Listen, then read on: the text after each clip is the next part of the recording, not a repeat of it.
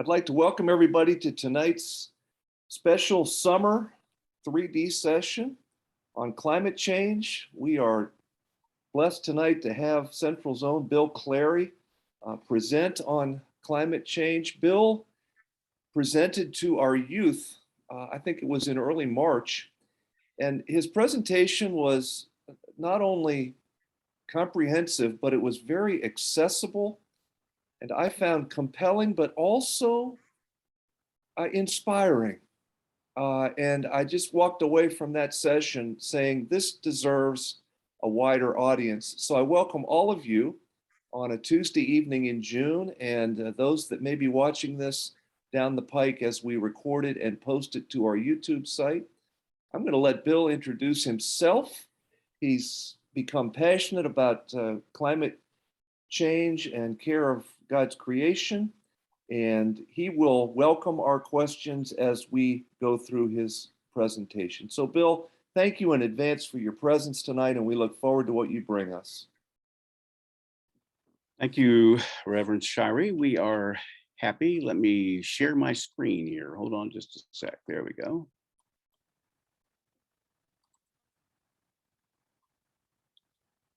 And there we are. I want to thank you for being here, and I want to echo what David said. You didn't have to do this on a Tuesday night in June. There are many things that you could be doing tonight, so I appreciate you spending the time with me. I need to thank some other people as well as we start here. First, I want to thank the Climate Reality Project. This is a political education organization. It was founded by former Vice President Gore, and they do really, really good work. And the reason I'm thanking them is, first off, they do good work, but the second thing, they have graciously given permission to use some slides in this presentation that were theirs originally. When I started talking about these subjects to other people, I generally just used their presentation. Over time, it's sort of morphed into other things, but we do have permission to use the Climate Reality Project slides, and I want to thank them for that. And also the usual, anything that I mess up is not their fault, it's mine. So if there's errors in here, it's not because of Vice President Gore, it's because I'm an idiot. So I want to thank them first. I also need to thank the Stockholm Resilience Center at Stockholm University. They have done some amazing work over the last couple of decades on humanity's relationship to the planet. Professor Johan Rockham has put together what he calls the planetary boundaries. More on that. This has probably been the most important thing that I have studied over the last couple of years, several years. In fact, I'm actually taking a course offered by the Resilience Center right now as I continue to cram my head with knowledge on this thing. So I want to thank them for their inspiration. They also have provided a couple of the graphics from my earlier class. So we thank them for being a part of it as well. And again, I want to thank you for listening to me tonight. You might be asking yourself, why should I listen to you? Why in the world are you talking to me? And I'm going to say at the beginning, I am not a scientist. I am not a theologian. I am not a prophet. I am not a sage. I am not a guru. I'm a guy that's just been thinking about this stuff for a very, very long time, and feel that I need to share it. So I want to start a little bit by saying this is how I got to this place tonight, so you'll know where I'm coming from. This is near where I grew up. This is Frozen Head State Natural Area in Morgan County, Tennessee. I grew up in these woods, these hills, these forests, fishing, hiking, and camping, and it basically is the foundation of my life. But really, something that's even more interesting about this, when I was 14 years old, I had been studying ecology and biology class in school, and I'd also been working on a merit badge that had the same subjects, but it was academic knowledge to me. And we were on a backpacking trip in these mountains. And I came across a downed tree. It was a hardwood, probably an oak. I don't remember. This was 50 years ago. But the tree was down and had been dead for several months or maybe a year or two. but it was still a part of its community because all around it, fungi and plants were there. There are all kinds of little invertebrate animals, insects, and so forth buzzing around doing their business. And obviously there were microbes that I couldn't see that were busy taking that tree and returning it to the soil.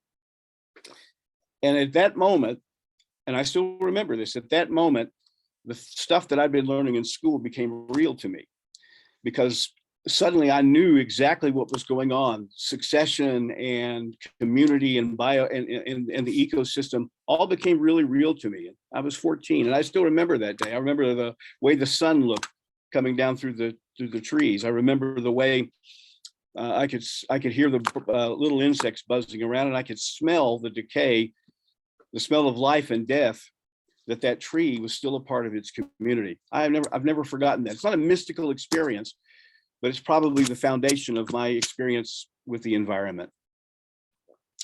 So several years later, I'm an undergraduate student at the University of Tennessee, and I happen to read this book, and it is scary, scary, scary. It's called The Limits to Growth.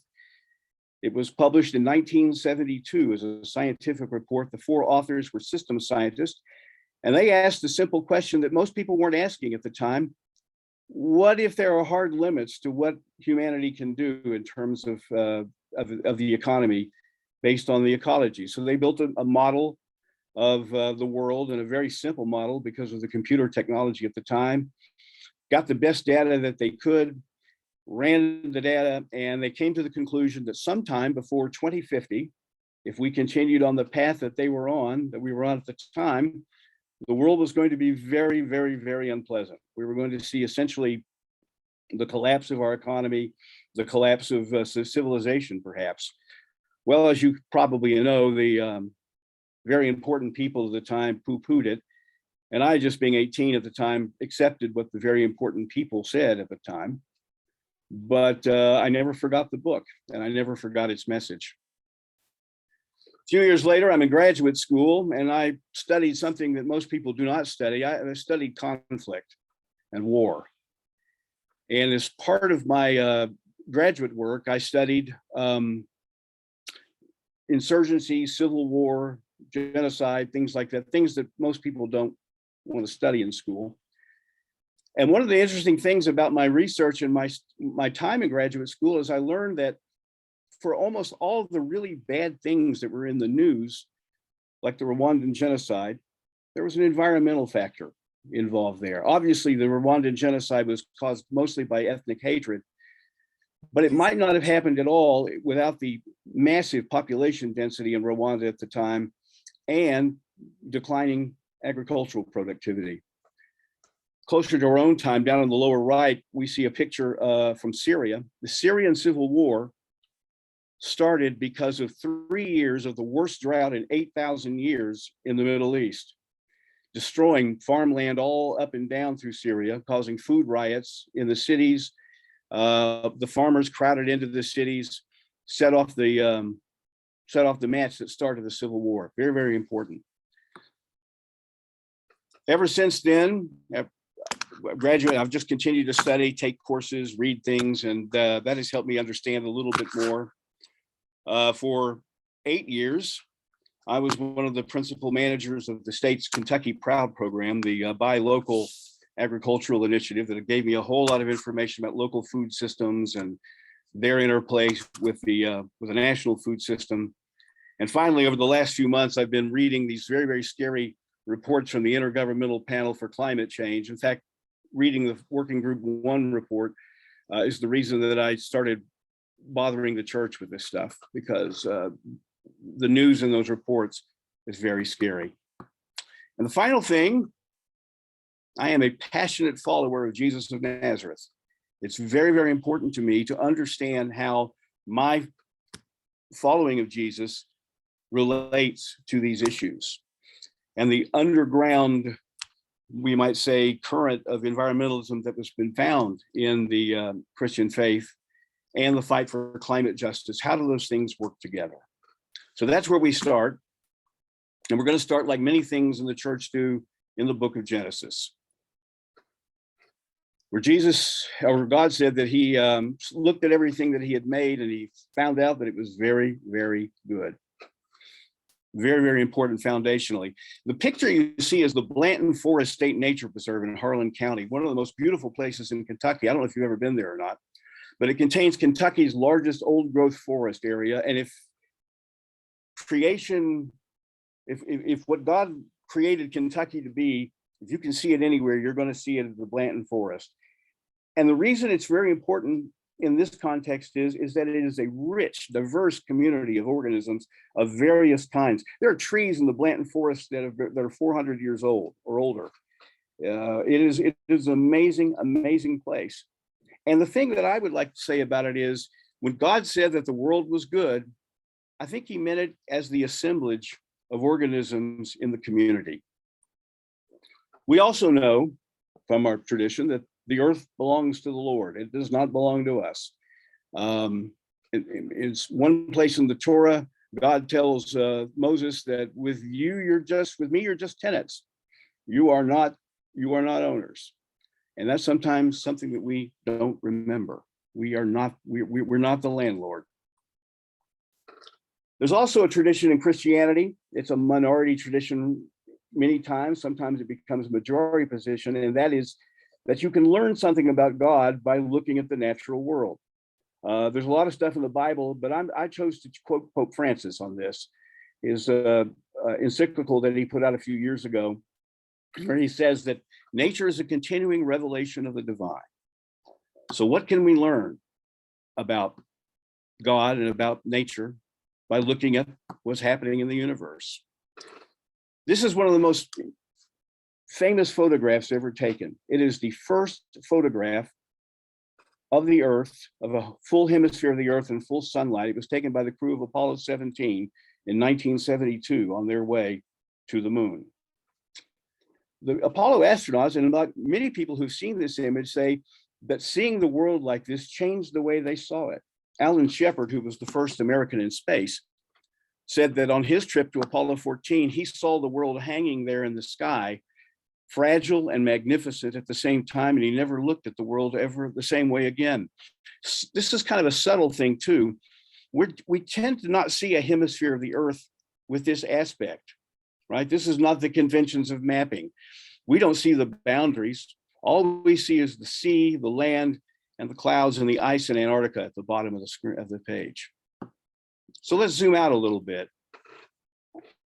This is also a picture from NASA. It was taken by the Cassini spacecraft as it was doing its mission around Saturn. Cassini was sent to Saturn to look at the moons, the rings, the surface of Saturn. It did its work for about 12 years. One day, the flight controllers turned the camera around and pointed it back toward home. And if you look over here toward the right hand of the screen, you'll see a little blue dot. That's us. That's the Earth, seen from the orbit of Saturn. And you can see something there, like Alan Shepard said, about how magnificent and how fragile the planet is. It's blue because of our atmosphere. Same reason that the sky looks blue on a clear day. It's because of the composition of nitrogen and oxygen in the atmosphere, which is a product of life. If aliens do exist, and if they actually entered our solar system and they got to Saturn and they looked this way, they would know there's life on Earth from there. And they would look around the rest of the solar system and they wouldn't see that signature. Very, very important. So let's zoom out a little bit further. This is obviously not a photograph since nobody's been out this far, but this is a map of the galaxy. We are somewhere toward the lower right-hand corner in one of the arms of the galaxy. There are hundreds of billions of stars in the Milky Way galaxy. They center around the center, which is a big black hole. It takes the sun hundreds of millions of years to orbit around the galaxy. Very, very important that we are a part of this system as well, this much bigger system, but it's even grander than that. So astronomers put together this map. This is the nearby universe. The Milky Way is over here off to the side, and this is everything that we know that's within a couple 100 million light years of the Earth. Again, you'll see that these things are moving together. The gravity holds them together, and they're all a part of a system. But we can zoom out even further. This photograph was taken by the Hubble Space Telescope. And basically, they looked at the blackest patch in the sky, and they let the shutter open for 10 days. And this is the image that they got. Now, if you were to try to look up at the sky to see this patch, if you held your arm out, looked at your thumbnail, it's about half the size of your thumbnail. Everything that you see in this light is galaxies, like the Milky Way galaxy, some of them larger. Some of these galaxies are so old and so far away that the Earth and the sun did not exist when the light left and came our way. So why am I talking to you all about this? Because it's part of my point here. I want you to look at your hand right now. Look at if you're wearing a ring, look at it. Look at the room around you, and if you have a window, look outside of it. And here's something that may blow your mind, it may not, you may already know it. The nitrogen, the calcium, the iron, the carbon, all of it was made in the interior of collapsing stars billions of years ago. We are made of star stuff. We would not exist if the stars far away did not exist, because the first stars in the universe only had hydrogen and helium. The heavier elements were made in stars. We would not be here if those other stars had not existed, and most of them blown up billions and billions of years ago. Because the central point here, at its heart, the world is a set of relationships. This is what what we believe that God created is a set of relationships. We'll go back further and go back down to Earth, and we'll take a look at the most important relationship for us. And that's the relationship between different forms of life: producers, consumers, and decomposers. Producers, plants for the most part, take sunlight, chemicals from their environment and create themselves. Animals, consumers like ourselves, we eat plants, we eat other animals, and we would not be able to survive without those producers. But they would also not be able to survive without us, the way the world has evolved, because when we all die, other little organisms, mostly bacteria, decompose, return the chemicals to the nutrient pool, and the process starts over again. This could last indefinitely, depending as long as the sun is shining the way that it is, and as long as we don't mess it up too badly. This could go on for millions, and it has gone on for millions of years. Life appeared on this planet very shortly after it cooled enough for life to appear. It appeared almost immediately. Very, very important. Ecosystems are a set of relationships then between organisms, energy, and chemicals. Very, very important. This is a fairly simple food chain.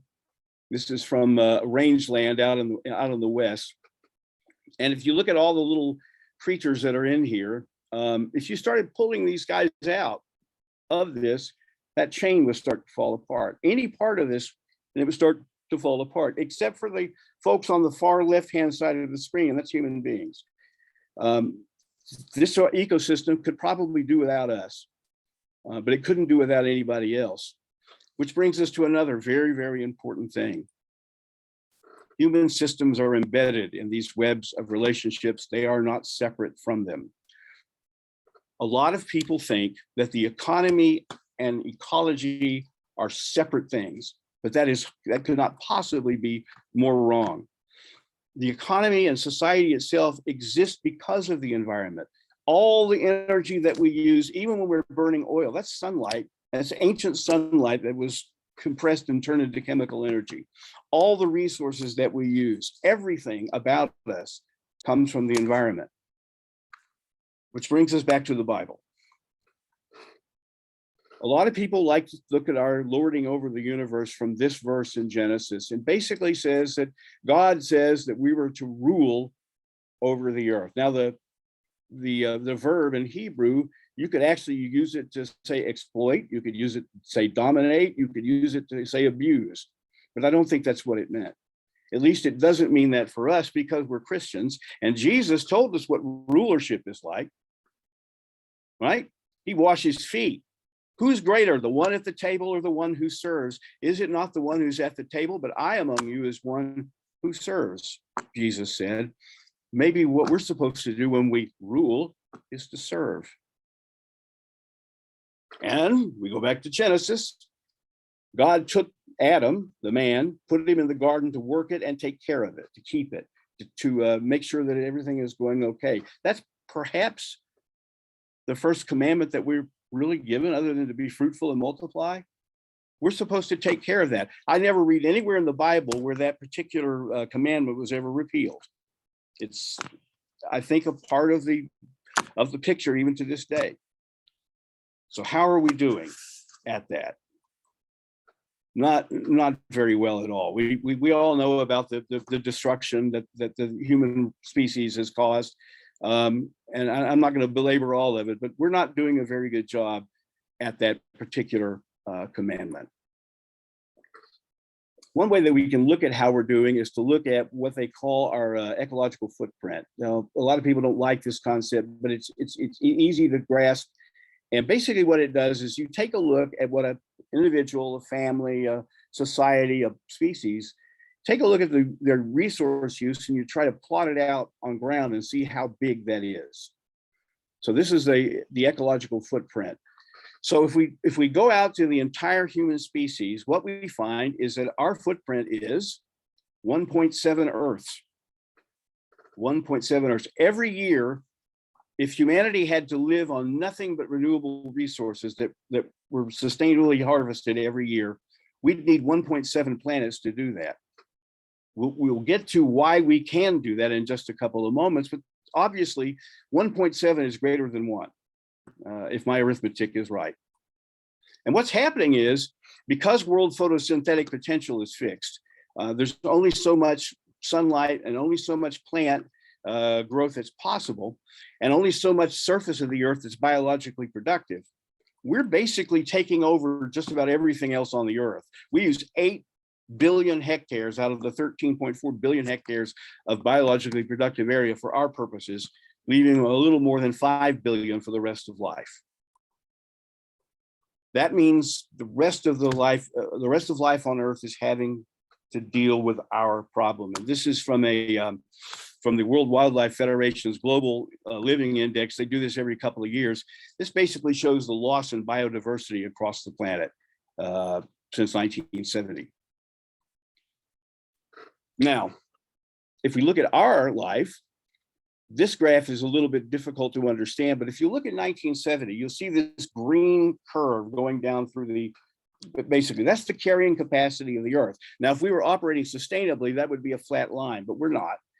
Around 1970, we went into what they call overshoot. And what overshoot means is that we are overwhelming the earth's capacity to provide us with resources and to deal with our waste. So this continues and continues and continues. And at this point, as we are now at 20, we are way, way, way, way out of balance. The only way that we can do that is, first off, sometimes an organism will find resources in abundance temporarily, and their population will rise until the resources wear off, and then the population crashes. We're a little more clever than algae. We have figured out ways to use non-renewable resources to make up the difference. We also mine our renewable resources. That is to say, we use timber and water and soil as if they were non-renewable resources, to the point where they can't sustain themselves. That's the central problem of the human species.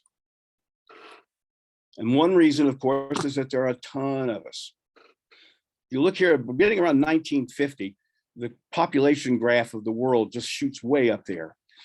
Superimposed on this is the energy use from all sources by our species. And that's one way to look at it. It's the combination between our energy use and our population, but we could look at a whole bunch of other curves. Population, GDP, energy usage, fertilizer consumption, and on the earth side of the thing, the number of fish that are dying, the loss in forests and so forth. Basically, what we're seeing is that all of these curves work together, and they're all accelerating around 1950, getting to the saturation point around 1990, and it's all pretty much the same thing. which means that we have entered what a lot of scientists call the Anthropocene. Basically, what that means is that human beings have become the single largest factor in the world. Our species, is the single greatest influencer on the Earth system at this point. We have gone essentially from being before the modern age, from being what we might call a small presence on a large planet to being a large presence on a small planet. But it's not an equal thing. In the 1970s, ecologists came up with this equation that the environmental impact of the human species is based on a function of population, affluence, and technology, the efficiency of our technology. And that tells us something about the world as well. According to the UN, 20%, the 20% wealthiest human beings on this planet use 87% of the world's natural resources. Everybody on this call is in that 20%. I'm almost certain of it. 11% of the resources are used by the middle 40, and that little green sliver, that's the 1% used by the poorest 20% in the world.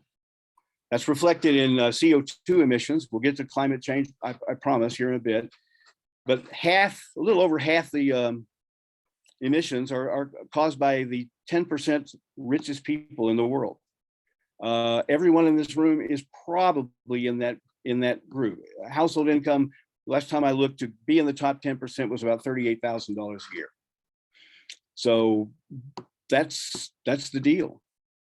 So if we look at the United States' footprint, if everyone in the world lived like Americans, we would have to have 3.5 Earth's resources in order to live our lives every day.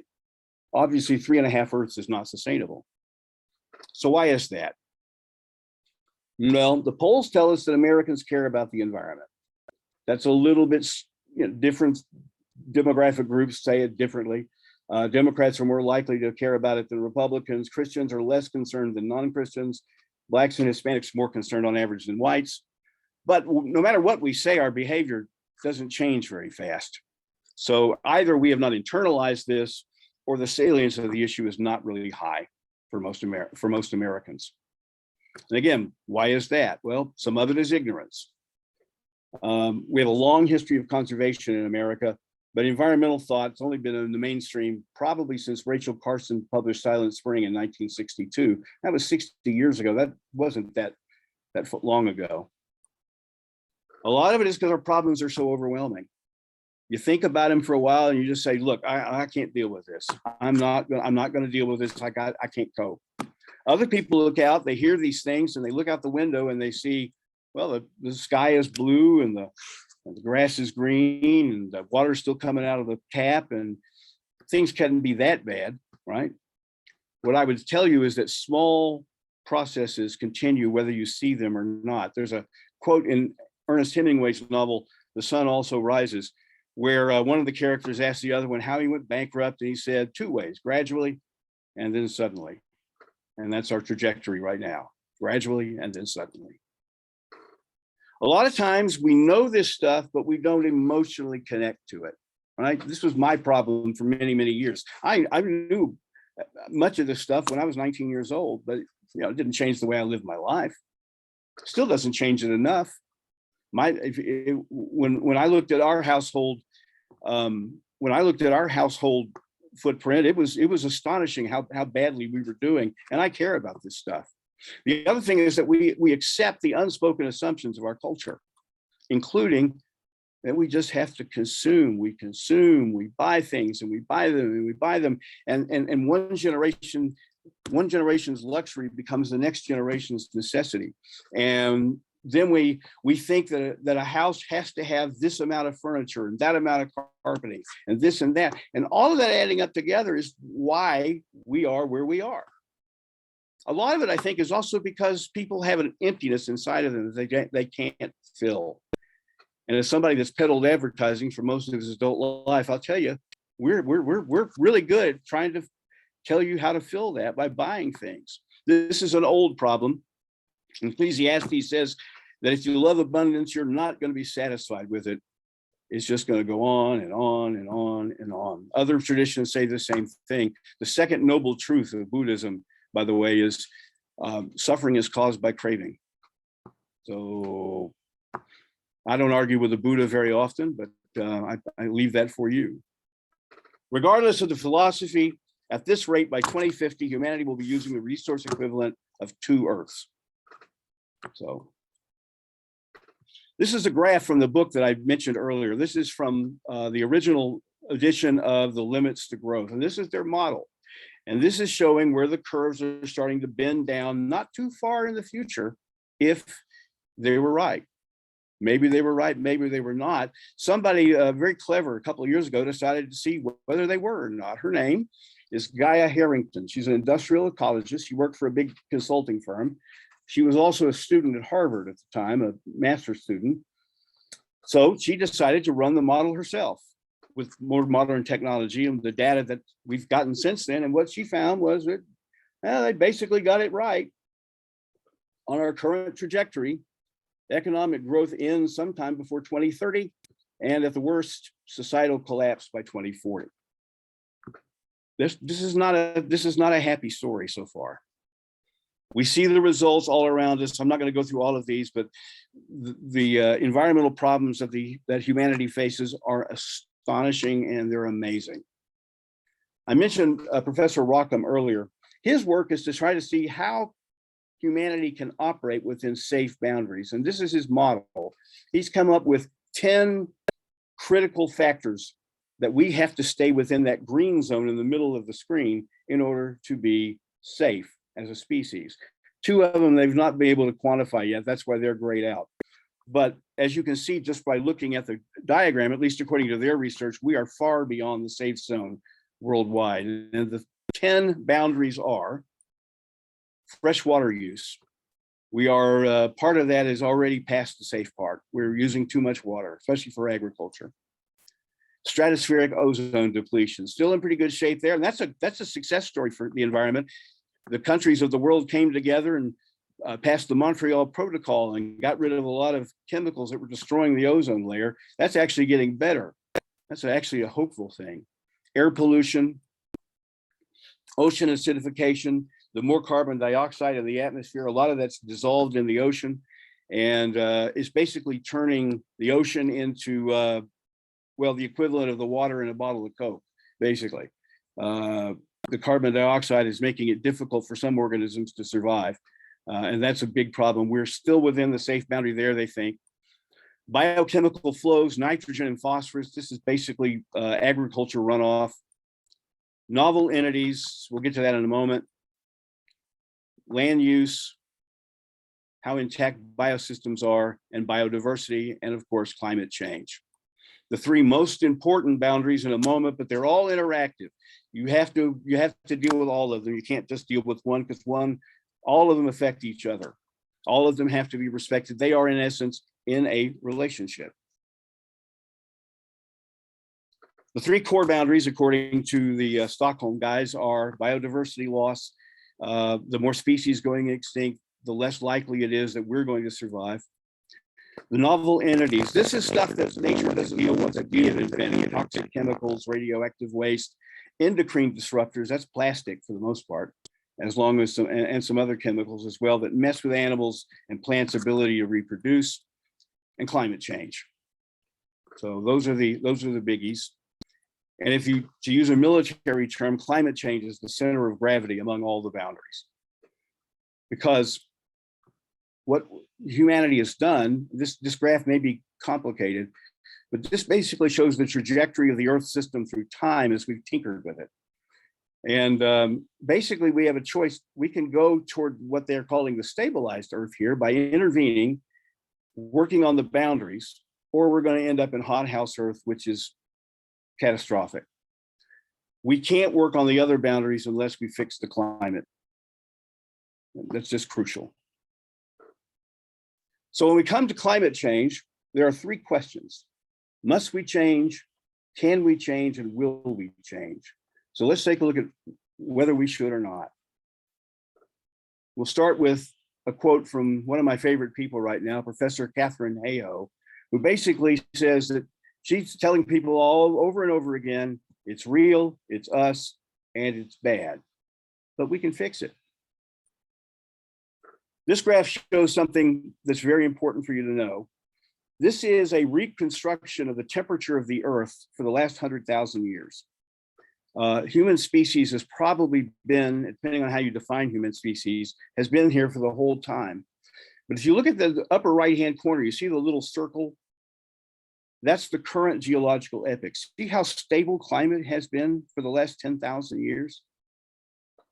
And the thing is that we were not able to develop agriculture, cities, writing, religion, any of the things that we call civilization until that period ended, because it wasn't possible before then. And we are foolishly tinkering with that and making it less stable.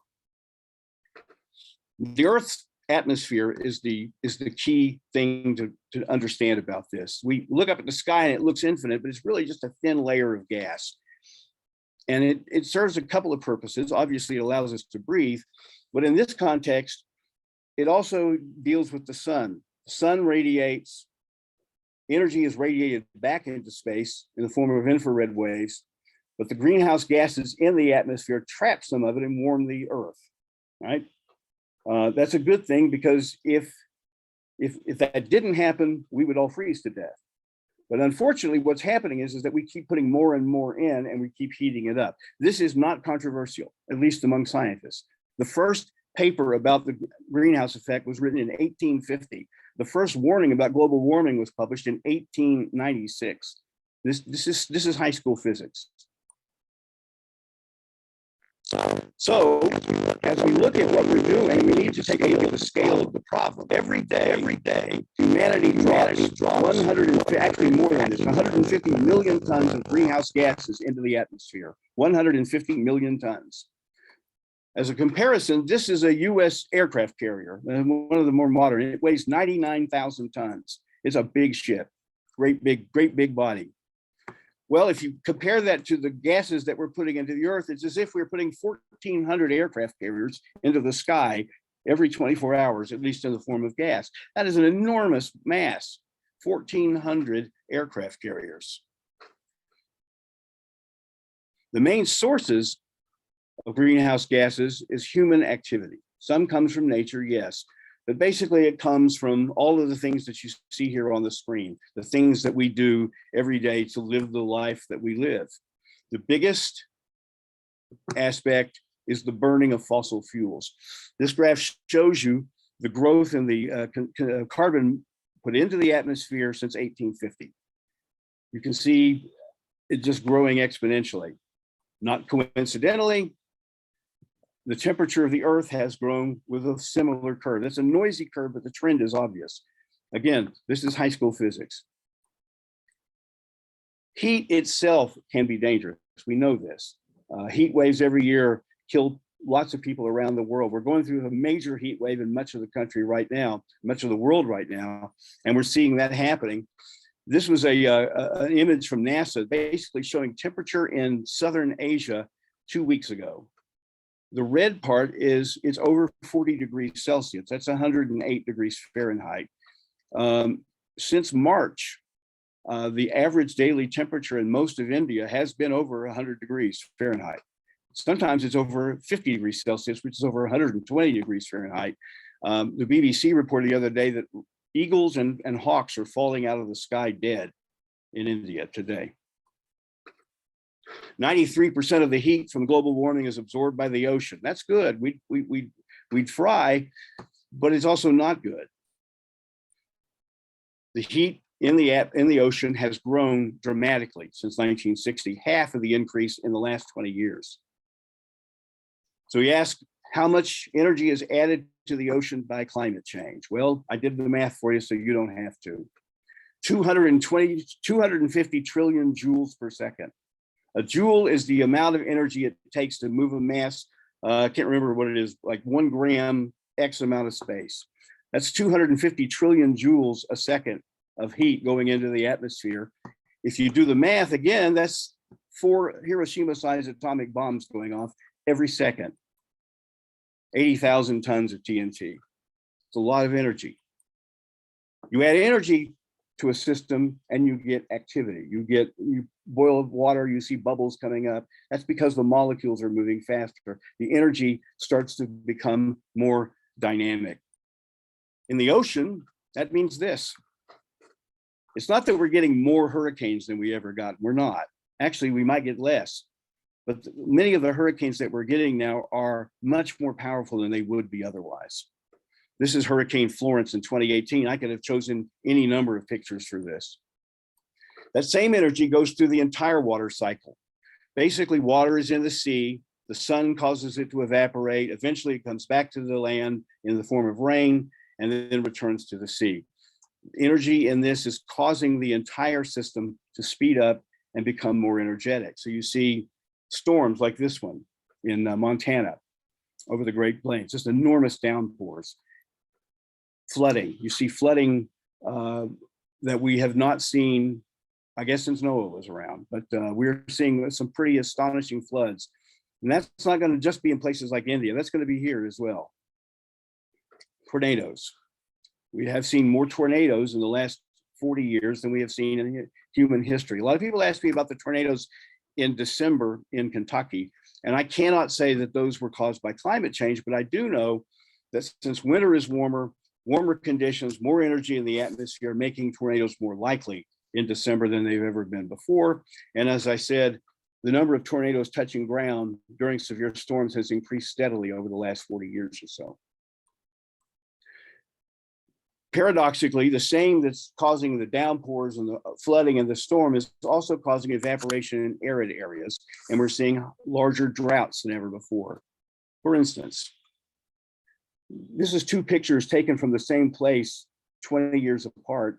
This is Lake Mead near Las Vegas, the Hoover Dam.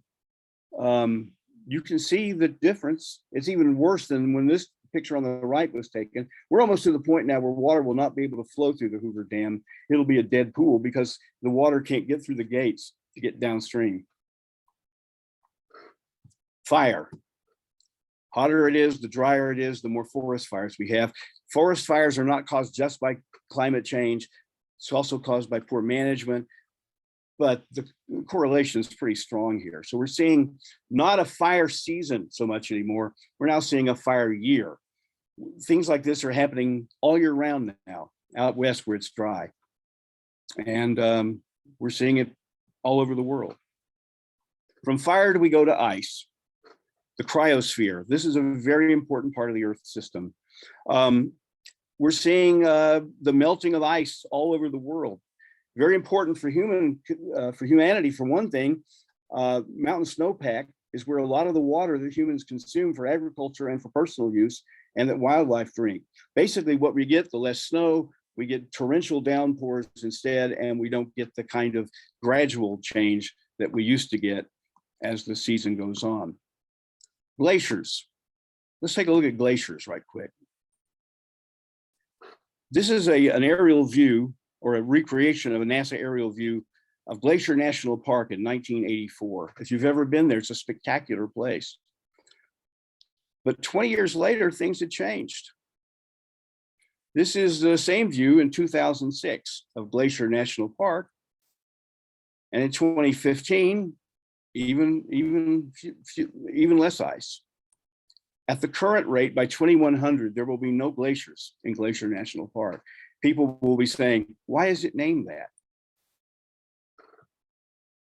At the polar regions, ice is being affected as well, and this is a lot more serious. We're seeing thinning of the ice in both Antarctica and Greenland, and that has some serious ramifications. 1935, this picture was taken. 2013, the same area, that glacier's gone, it's a lake. And the ice in Greenland has been declining dramatically over the last 20 years. So why is that important? Well, for one thing, as the ice melts, it goes into the sea and changes the composition of seawater. And that in turn affects these currents that you see on your screen. This is what basically regulates the weather in the world, these climates. And in the last 3 months, we have seen scientific evidence that these currents are breaking down as more fresh water enters the ocean. It's not that there won't be currents, it's just they won't be the ones that we're used to and the ones that give Europe temperate weather, that provide monsoons in India, and so forth and so on. The other problem is that as the ice melts, it adds to the volume of the ocean.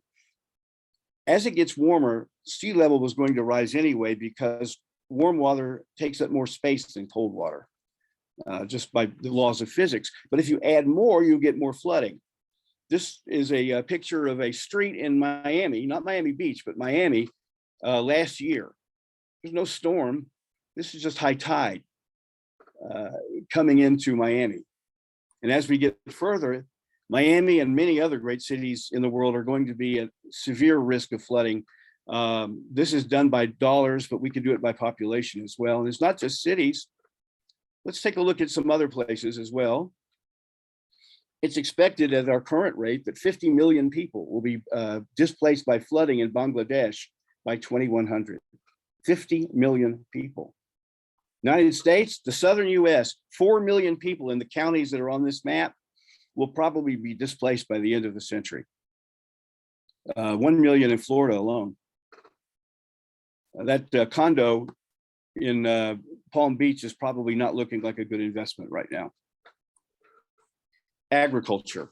Most people do not realize how close we are to disaster when it comes to reality, because the food that we eat is very sensitive to heat.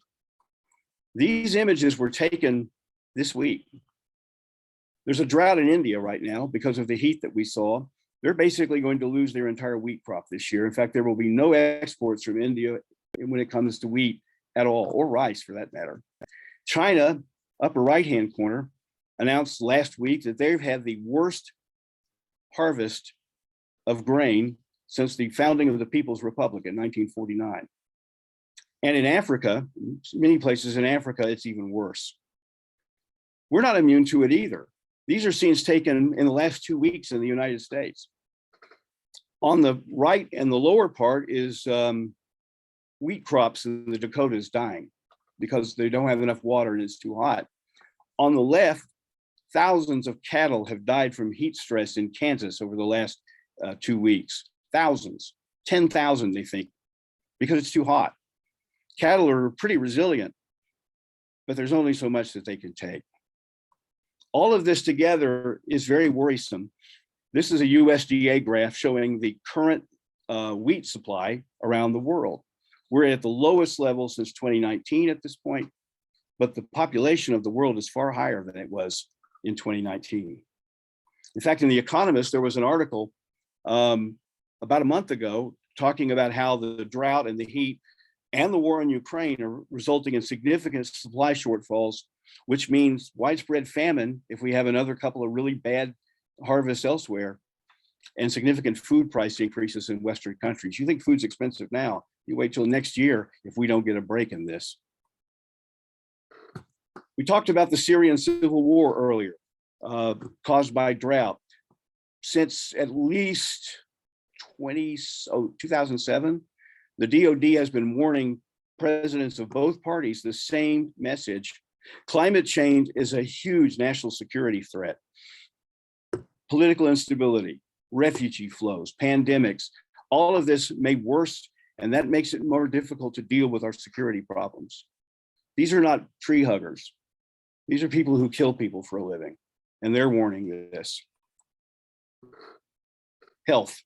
We already talked about how heat is bad for some people, but there's another problem with health as well, and that is as the climate warms, the vectors for tropical disease start to move northward and southward from where they were, and populations that are not used to these diseases are more at risk of getting them. We see this from time to time.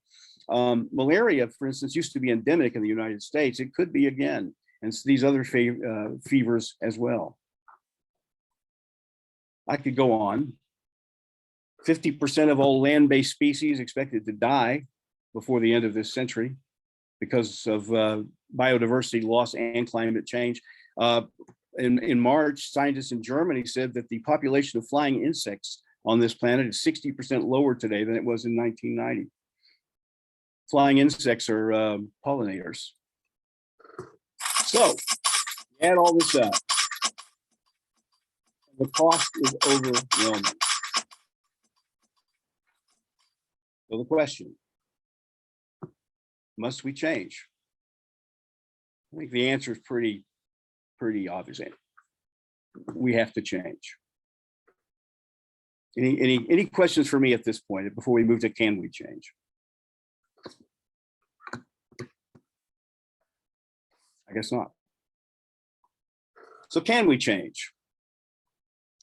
We have solutions to some of these challenges already, if we have the will to do them. For instance, global wind energy capacity is growing exponentially and has been for quite some time. I think early in this century, people were expecting a linear change, but that's not what we see. And if we had the infrastructure in place, wind could supply the world's entire energy consumption 40 times over. Let's look at solar energy. 2002, we're expected to grow 1 gigawatt per year by 2010, 17 times better by 2010, 121 times better by the end of the decade. And we can see in the graph the growth in solar installations across the world. Part of that is because it's a lot less costly. This is the declining cost of producing electricity from solar cells. Back in 1976, only NASA could afford to use them. Right after Jimmy Carter became president, he put solar cells on the roof of the White House. That had very little economic impact. It was a symbol, but today he could actually run the White House efficiently with solar cells. In fact, we're seeing solar installations across the world. And the Earth gets enough sunlight every hour to fill all of our energy needs for a year. Obviously, we can't use all of it. We're also seeing a growth in battery technology. That's one of the key things that's going to make a renewable energy possible. LED lights becoming a massive part of the lighting market. And of course, automobiles, electric cars in production just about by every automobile company at this point. And there's other things as well. New methods in steel production that burn less carbon dioxide, cement manufacturing, new ways of growing food. So can we change? Yeah, we can change. Won't be easy. A couple of things. Scaling up some of this technology is going to be very, very, very difficult. Also, things like this also have their own environmental costs. I would be lying if I told you otherwise. They depend on rare minerals that are hard to find. Solar cells depend on fossil fuel actually as a feedstock, at least for now. They're working on that, but it's a lot better than burning oil. Also, there's political problems, and not just the oil companies fighting it. My wife and I were in Mason County a couple of weeks ago, and we saw signs like this all over. Basically, there's a guy that wants to build a big solar farm in Mason County. And the people that live there, some of the people up there are not real happy about it. They're starting petition drives because they don't want to change the way the land looks. They want the farmland to stay farmland. And so you have this going on. So it's not all puppies and kittens. The other problem is time. We have dithered so much about this that we're running out of time. If we wish to have a 66% chance of staying below 2 degrees Celsius warming, anything above that is probably catastrophic. We're going to have to cut fossil fuel emissions or carbon emissions by half by the end of the decade. That's going to be a tough lift, The other thing that you got to keep in mind is that even if we can get the energy from it, you're not going to be able to do as much work with it. Oil, gas, and coal are extremely dense forms of energy. They can do a lot. You put a BTU into mining coal, you get 80 BTU out. With a solar cell, you put 1 BTU in, you get 8. So the world's going to be a whole lot different one way or the other. And the changes that are going to be necessary for us to make these, to move to this new economy is going to be faster and more massive than anything our species has ever faced before. But we can do it. There was a paper in Science just the other day that said, yeah, in terms of science, engineering, economy, we could do it if we do it quickly enough and if we have the will to do it. So the real question is, will we change? Jared Diamond, who wrote a book about collapse, said, problems, we'll either deal with them ourselves or they'll deal with us at the end of the day. Physics always bats last. Again, this graph, we have to nudge the world into that stabilized Earth position. We don't have any choice in the matter, because if we don't, it's disaster for the world. I don't have to tell you that, but it's also disaster for human beings. Again, Rwanda, Syria. If you think that that cannot happen in the United States, then you don't understand the history of war very well. You don't understand human nature very well. We are not that far from that, because these people are just as civilized as we are. Albert Einstein said a new type of thinking is essential if we're going to solve the problems. He said this about atomic bombs in 1946, but I think the same thing can be said about our current issues. But I would, disagreeing with Einstein is a difficult thing to do, but I would say that it's actually an old type of thinking. In the 10th chapter of Luke, Jesus tells the story of the Good Samaritan. I don't have time to tell the whole parable, but I'm going to at least quote the part. What do you got to do? Love your neighbor, God, and love your neighbor as yourself. But who is my neighbor? And that's the central question here. Who is our neighbor? Are we neighbors to every human being on earth? Are we neighbors to the future generations that are coming after us? Are we neighbors to the other organisms that we share the planet with, that we rely on every single day? Are we neighbors to the entire biosphere? And what are our obligations to those neighbors? I can't tell you if the earth is our neighbor or not. I don't know if it's conscious. That's above my pay grade, but it acts as if it were. None of us would survive 1 minute without ecosystem services. So who is the neighbor to the guy that fell into the robbers? The one who showed him compassion, the one who showed him mercy, the one who showed him justice. Who is the neighbor to the animals and plants and people that we share this planet with? The one that showed him compassion. Go and do likewise. Martin King said, all life is interrelated. We are tied together in a single garment of destiny. The thing is, he wasn't talking about ecology, but it's the same basic idea, right? Dr. King says we should form the beloved community, which would require a qualitative change in our souls and a quantitative change in our lives. Pope Francis, after he did his encyclical a few years ago, had his staff put together some goals about how to put them into play.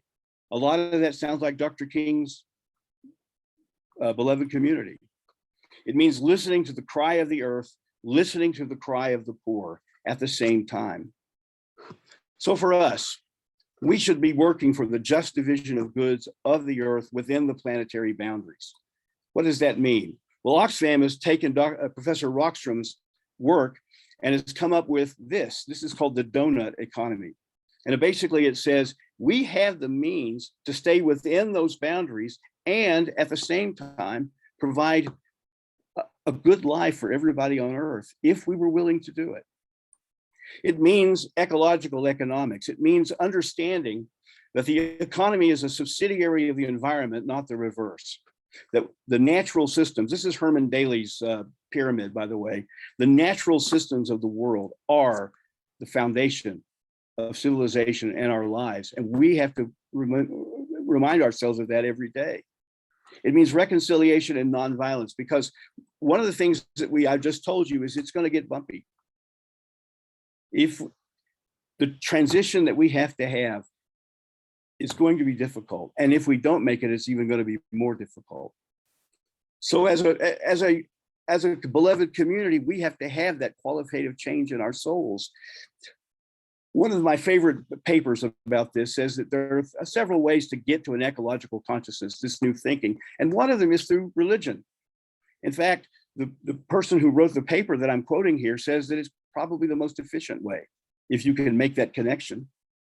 So for us, we need to work on our sustainable lifestyles. We need to have spirituality informed by our place in the universe. We need to teach each other the things that we're talking about tonight. And we need to work in our community, in the church, and in Lexington and elsewhere to build more resilience.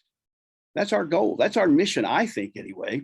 We need to work with other people, other Christians, other people of goodwill, to try to steer that aircraft carrier that we were looking at earlier. The Pope says we have to remember that being good and decent are worth it. That's pretty simple. Jim Antall, who's a big mucky muck in the United Church of Christ, says that one of the missions of the church is to uphold our ancient values. And a couple of other things as well. We need to be models, but the other thing is, if things go south, the world's going to need essentially a spiritual hospital. That's something that we're uniquely capable, I think, of doing. So we're back where we started. The earth is the Lord's and the fullness thereof. This pond near Nazareth, Kentucky, in Nelson County, has millions of inhabitants.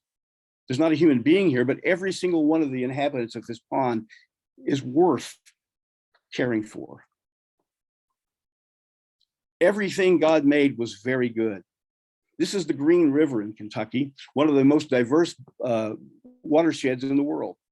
There are 150 species of fish in this river. There are 70 species of mollusks. There are 60 species in the Green River that are found nowhere else on earth. People come from all over the world to study the Green River in Kentucky.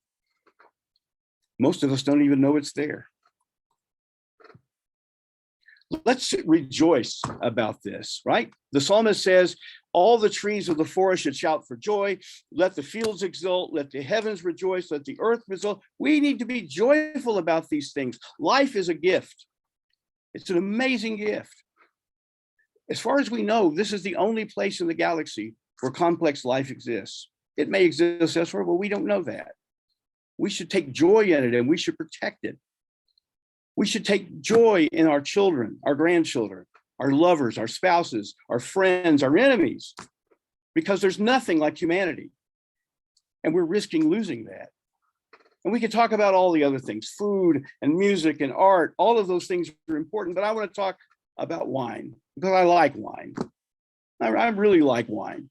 Wine is an ecological product, though. It only exists because all of these organisms that you see in this graph cooperate to provide us with that glass of wine.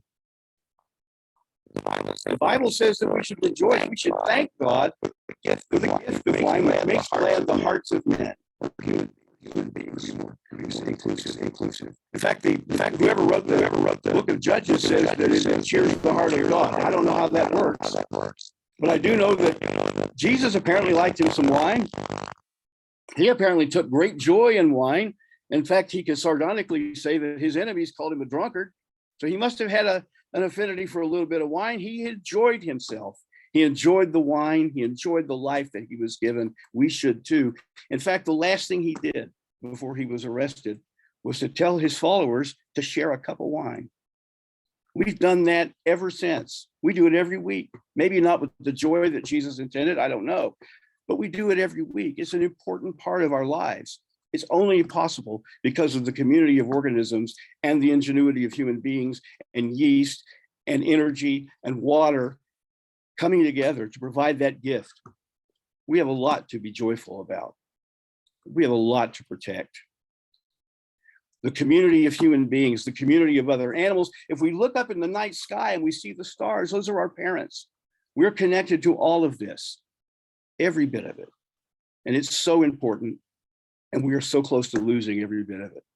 But we can fix this if we just have the will to do so. Will we change? The world depends on it. Thank you for listening to me. Wow, Bill. Let me ask a question, and then I invite others to raise their questions. Bill, earlier in the presentation, you mentioned our using 1.7 worlds or 2 worlds, and you said there's a reason we're able to do that. What is that reason? The reason that we're able to do it is that we're smart, or clever, I should say. My mom used to say I was too clever by half, so I guess that's what we are. We are able to do that because we are mining the natural resources that we have. In other words, we're using the soil and the water and the timber. We're harvesting it at rates that are not sustainable. Okay. And the other thing is that we are borrowing capital that the earth has had in underground for years: oil, coal, natural gas. All of those are natural products, but they take millions of years to form. Okay. And we're using them in We're drawing Hopefully from it's our being used. account. We're overdrawing our account. Okay, gotcha. Yeah. Thanks, Bill. We're All going right. frank. Other questions? Just unmute yourself and ask Bill directly.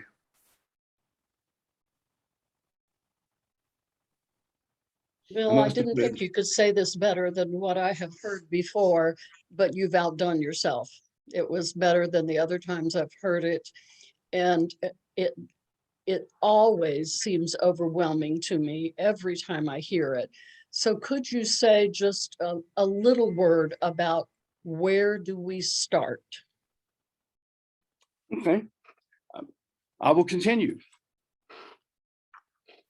Because the question is, what can I do? I wasn't going to do this unless you asked the question because we're running short on time. The first thing we need to do is use our voice. You know that most Americans who believe in this never talk to each other about it, ever. It's like we're on our own little isolated atoms of information, and we never talk to each other about it. We need to talk to each other about this. We need to talk to our friends and our family about this. And we need to talk to our elected representatives. They may or may not listen, but I know one thing, they're not going to listen to us if we're silent. Use your voice. If you're so inclined, use your vote. It would be presumptuous for me to tell you how to vote. It would be inappropriate in this venue for me to tell you how to vote. But I will say this, there is a path that leads toward life, and there's a path that leads toward ecocide, a political path in both directions. Choose life. Certain policies are better than others. And reduce your footprint. Let's talk about that for just a second. The easiest way is to reduce your ecological footprint, your carbon footprint. Eat local. I don't say this because I ran Kentucky Proud for 8 years. I say it because it's true. You use less energy if you buy stuff that's grown locally. Eat lower on the food chain. You don't have to become a vegetarian or a vegan necessarily, but eat more plants. Or, this is very important too, a lot of people don't get this right. It's more important that you eat food that builds topsoil. A lot of the industrial food that we eat, even the vegetarian food that we eat, is based on destructive monocultures that are destroying ecosystems and soil. I have a friend in Scott County who owns a cattle farm. His family's owned it for probably close to 100 years now. They raise organic grass-fed beef. The soil on their farm is healthier today than it was in 1920. They're building the soil. So that's very, very important. Buy less stuff, keep the stuff you have longer. You don't need a new television. You really don't. Drive less, drive more slowly. Nixon put the speed limit at 55 and everybody cussed him. Earlier this year, folks at the Oak Ridge National Laboratory, where my mom worked for her entire adult career, they did a study and Nixon was right. Driving over 55, you use exponentially more oil, emit more carbon, and spend a lot more money these days as well. 55 is close to, and I drive to Richmond. The difference between me driving 70 miles an hour and 55 is about 1 minute going to Richmond. So it's not that big a deal. Take care of your car. When you get a new one, buy one that uses less energy. If we all went out today and bought a Prius, that would be bad for the earth. So if you're driving an F-150 or an F-250 or whatever, hey, just take care of it. And then when it's time, make the change then. Don't fly. Flying in an airplane is ecologically destructive. Absolutely. It's completely destructive. If you can't avoid it, I mean, if you have a meeting in Brussels, then obviously you're going to have to fly. But you don't have to fly to Chicago. Insulate, turn your thermostat up, turn it down in the winter, blah, blah, blah. We've all heard this. Look for Energy Star products, replace the incandescent bulbs, and on and on and on. Recycle if we're doing it right in Lexington. I don't know if we are or not. Some places they are, some places they're not. This is not going to save the world. Not at all. That collective thing that we were talking about, our voice and our vote are far more important. But if all of us were to do this, it would help a little bit. It'd slow down the train just a tad. That's the first thing you can do. I have another set of questions that people ask me too, and I'll get to those if anybody asks the question. But I think that we've been led on an experiment by God the past 3 years during the pandemic because we slowed down. A lot of the stuff we were doing, we haven't done. Pollution went down because we weren't throughout the world, not just in the United States. The other thing is that I noticed in my neighborhood is where families were together more. They were playing with their kids. They were interacting with their kids. They were walking around the neighborhood. They were doing things more together than, oh, let's take the kids to play basketball and baseball and all this. They were actually interacting as community called family.